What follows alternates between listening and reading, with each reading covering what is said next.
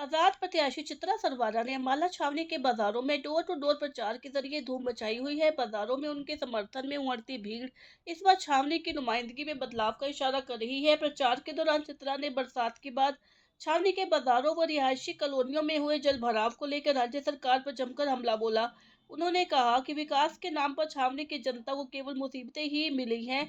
उन्होंने कहा कि जनता ने जीत का आशीर्वाद दिया तो सबसे पहले पानी की निकासी जैसी बुनियादी समस्याओं का समाधान किया जाएगा। उधर शिरोमणि अकाली दल के साथ Ambala medical laboratory technology association ने भी छावनी विधानसभा सीट से आजाद प्रत्याशी चित्रा सरवारा को अपना पुरजोर समर्थन का ऐलान किया है।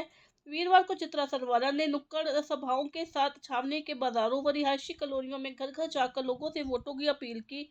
इस दौरान युवाओं व बुजुर्गों के साथ महिलाओं का जोश भी देखने लायक था। चित्रा सरवारा जिंदाबाद, चित्रा सरवारा जिंदाबाद, चित्रा सरवारा जिंदाबाद, चित्रा सरवारा जिंदाबाद, चित्रा सरवारा जिंदाबाद, चित्रा सरवारा जिंदाबाद, चित्रा सरवारा जिंदाबाद, चित्रा सरवारा जिंदाबाद।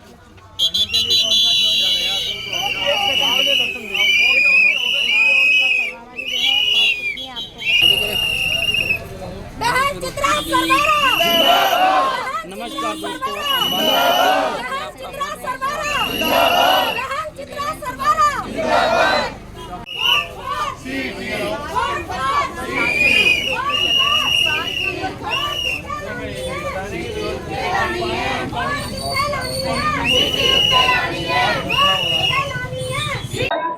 देखिए, हम समझ रहे हैं कि हमारा प्रचार जो एक शेड्यूल और प्लान सारी टीम ने बनाया तो उस तहत पे चल रहा है। बूथों पर टीमें कर रही हैं, दिन में हम एक जगह एकत्रित होकर बाजार में डोर टू डोर निकालते हैं और उसके अलावा जनसभाएं, नुक्कड़ सभा, इसके थ्रू हम कांटेक्ट कर रहे हैं और हमें लगता है कि दिन ब दिन प्रचार और हमारा मैसेज फैल रहा है।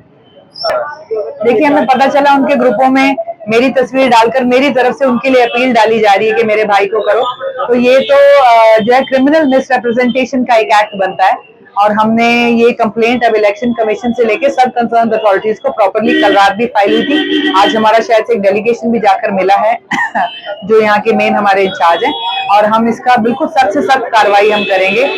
कहीं ना कहीं दिखाता है कि बौखलाहट के अंदर उनके कार्यकर्ता आज मान चुके हैं कि वो हार रहे हैं और इस तरह के झूठ तो उन्हें झुकना पड़ रहा है। बड़े दुख की बात है।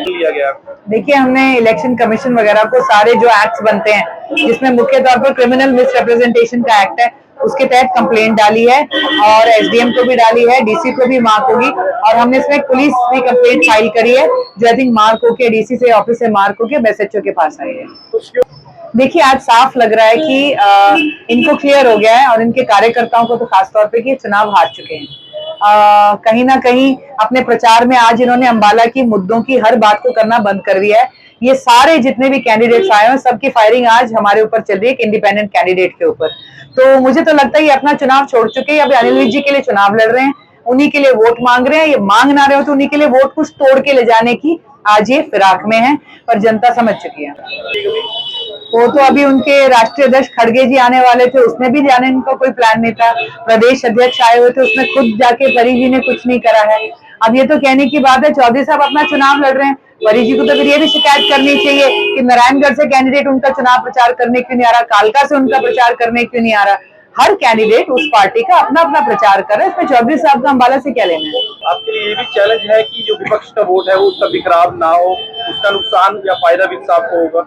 देखिए, लास्ट टाइम भी सारी वोटें अनिल विज जी और मुझ में बटी थी, 45,000 वोट मुझे पड़े थे और जो बाकी का पूरा विपक्ष था 8,000 वोटों में उनका सारा का सारा सिमट गया था लगभग।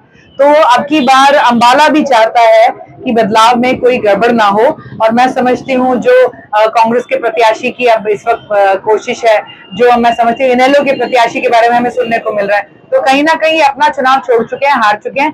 आज सिर्फ वोट काटने और तोड़ने का काम ये कर रहे हैं।